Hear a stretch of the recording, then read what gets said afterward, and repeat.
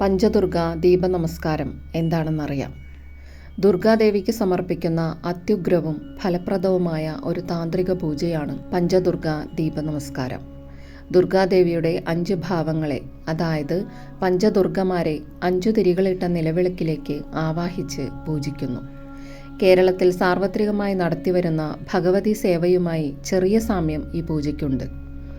ഇത് നെഗറ്റീവ് ഊർജങ്ങളെ അകറ്റുവാനും കടബാധ്യതകൾ തീർക്കുവാനും ആയുരാരോഗ്യ സൗഖ്യത്തിനും ഐശ്വര്യത്തിനും ഉത്തമമായി കണക്കാക്കപ്പെടുന്നു. ഈ നമസ്കാര പൂജയിൽ പത്മമിട്ട് ദേവിയെ ആവാഹിക്കുവാനുള്ള കളമാണ് ആദ്യം ഒരുക്കേണ്ടത്. പുഷ്പങ്ങളാൽ അലങ്കൃതമായ ആ പൂജാമണ്ഡലത്തിൻ്റെ നടുക്ക് 5 തിരിയിട്ട വലിയ ഒരു നിലവിളക്ക് സ്ഥാപിക്കുന്നു. ഈ നിലവിളക്കിലേക്കാണ് ദേവിയുടെ 5 ഭാവങ്ങളെ ആവാഹിക്കുന്നത്. മാതൃകാന്യാസത്തോടെ പൂജാരി പഞ്ചദുർഗമാരെ നിലവിളക്ക് തെളിയിച്ച് അതിലേക്ക് ആവാഹിക്കും. മഹാലക്ഷ്മി, മഹാകാളി, മഹാസരസ്വതി എന്നിവർക്ക് പ്രാധാന്യം നൽകിക്കൊണ്ട് ദുർഗാദേവിയുടെ 5 ഭാവങ്ങളെ ആവാഹിച്ച് പൂജിക്കുന്നതാണ് ഈ നമസ്കാര പൂജ. മഹാലക്ഷ്മി, മഹാകാളി, മഹാസരസ്വതി, പാർവതീദേവി, ഗായത്രീദേവി ഇങ്ങനെ ശക്തിയുടെ പ്രധാനപ്പെട്ട 5 രൂപങ്ങളെ പ്രസാദിപ്പിക്കുന്നു ഈ പൂജ.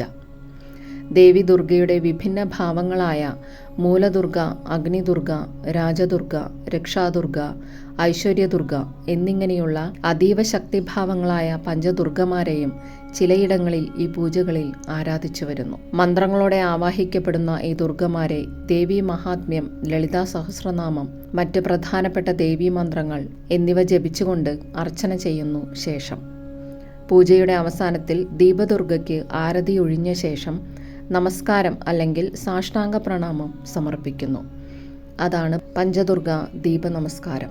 ഗ്രഹദോഷങ്ങൾ, ശത്രുബാധ, ദാരിദ്ര്യം എന്നിവയകറ്റുവാൻ ഈ പൂജ ഉത്തമമാണ്. കടബാധ്യതകൾ കുറയ്ക്കുവാനും ബിസിനസ്സിൽ വിജയം നേടുവാനും മനസമാധാനത്തിനും ഈ പൂജ പലരും വഴിപാടായി നടത്താറുണ്ട്. വീടുകളിൽ ലഘുവായ രീതിയിലും ഈ നമസ്കാരം നടത്താം.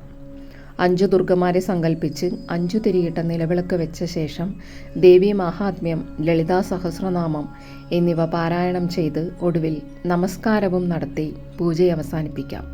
നേദ്യം സമർപ്പിക്കുന്നവർക്ക് അതും ചെയ്യാം.